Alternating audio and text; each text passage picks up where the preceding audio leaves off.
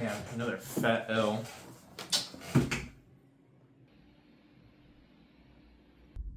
Why are you looking at me like that?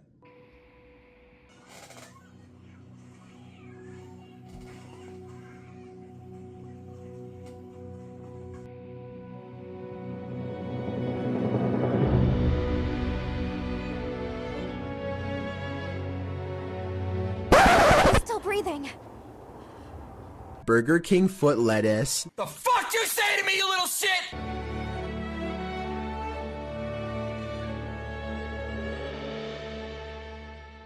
I've never played a Monster Hunter game before.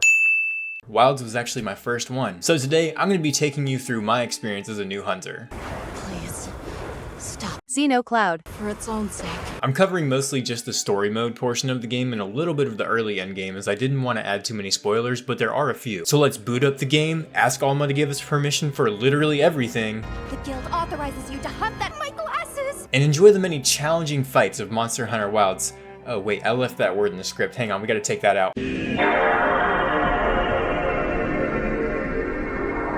I started off by creating my character and my palico, Bingo and Boingo. Oh shit, here we go again. After this, I watched all the sandworms attack us, slayed a Chotacabra. It's safe now. Oh my god, dude. And realized my palico was going to be my very best friend. Oh god, I think she heard that. Shit. Target neutralized. I trust you know what I've called you here to discuss. Yes, sir. The Forbidden Lands. Oh my god. I can't believe I did you like that, bro. I also noticed the cast was straight fire. After some more basic introductory stuff, I got to start exploring the different regions and learning about the different monsters. There's some pretty cool ones and some that are definitely gonna haunt my nightmares. The weapon system is pretty interesting too, with there being 14 different weapons, all with their own unique perks and drawbacks. I went with the insect glaive because I was wondering how a tiny bug could help me defeat a monster that's literally 20 times my size, but apparently these buggers sting like an Indian red scorpion. I went around meeting different groups of people, and the mhwilds are obviously the best. I squirm, I struggle, ergo I am.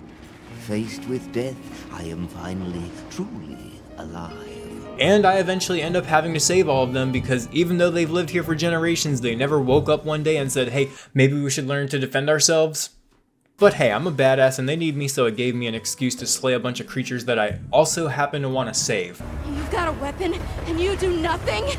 Give it to me, and I'll... Arkfeld chose too. It found its own way to live.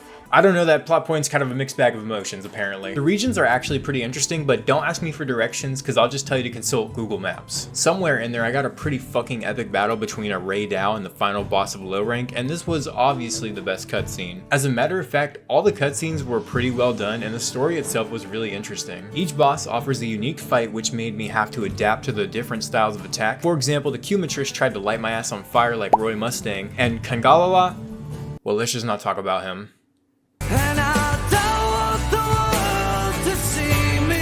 Now, after progressing through the different chapters of low rank and exploring the world, I finally learned about the Guardians and how the world works, involving something called the Dragon Torch. Easily my favorite fight during this part of the game was against Jin Dahad. I mean, it was just really sick. Seriously, Jin's my favorite fight, undisputed, like, definitely the best.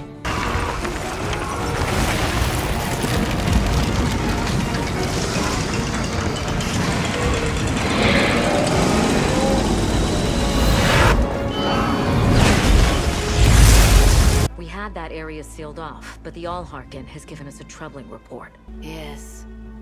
Faint whispers began to reach my ears. You're the worst character in the game. Shortly after, I got to fight Guardian Arkfeld, and I did not bring any heals with me. Classic. The fight was built up really well, but like many of the previous fights, didn't exactly prove much of a challenge. But hey, that's why it's called low rank, right? I mean, it's gonna get tougher. Right? Disappointed! Anyways, after slaying the real final boss, you tell Nata to stop trying to use his jewelry to save the world and watch as a real man handles business. You slay the fake final boss and save the world. Except not, because this is low rank and we need a reason to keep you playing, so you actually just made shit go fucking wild out there.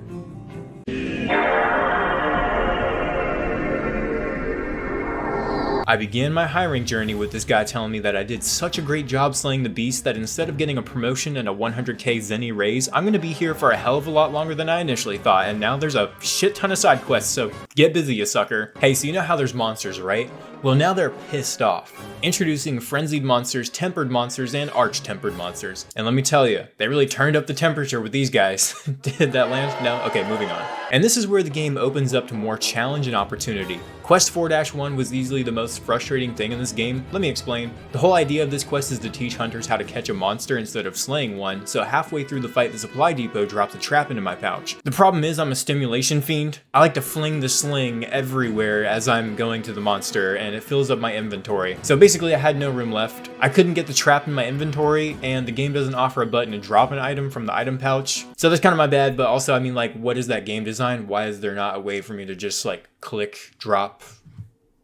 What are we doing?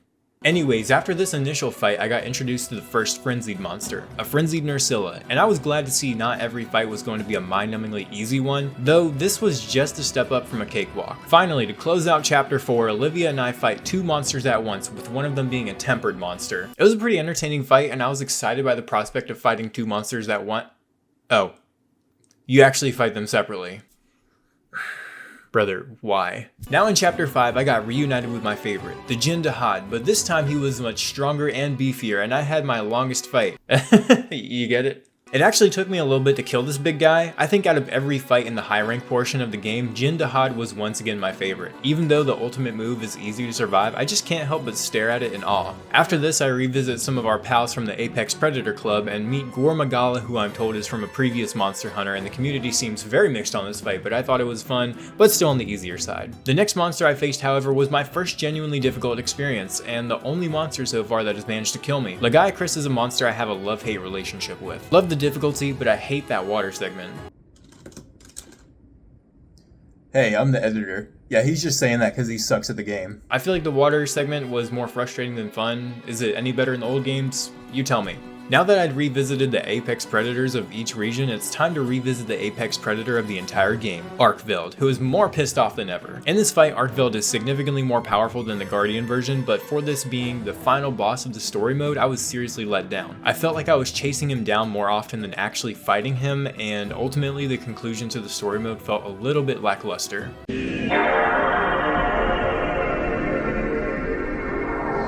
You're in the endgame now, baby. No more bullshit story, it's time to grind. We're here to slay and to stay.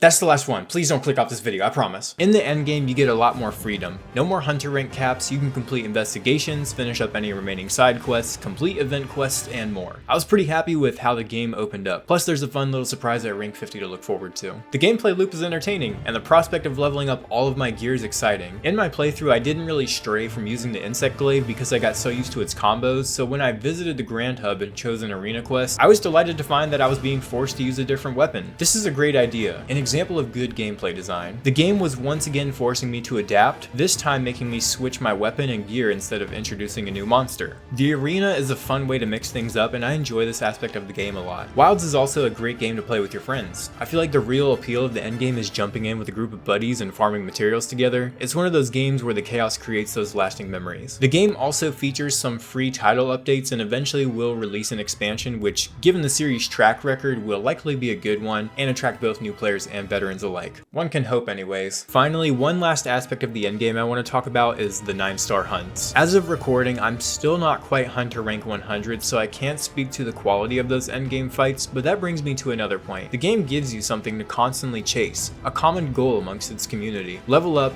getting better at the game as you do, and you can face some truly powerful opponents and craft some amazing gear while you're at it. Though the early stages of the game were really easy and oftentimes left me wanting a bit more out of the fights, I've found that the endgame difficulty is a little better and it's kept me mostly engaged so far. Overall, Monster Hunter Wilds has been a great experience for someone like me who's new to the series, but there is an issue that I didn't have to face that's been ruining it for others. Optimization issues have been plaguing this game since launch and the community is not happy. And to that I say, skill issue.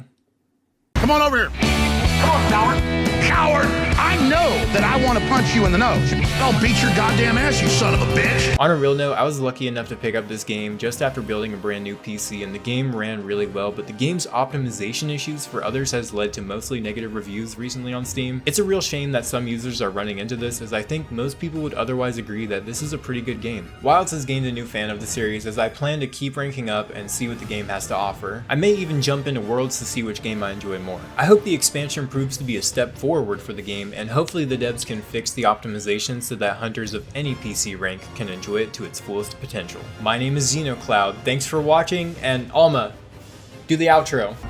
The guild authorizes you to Subscribe to XenoCloud.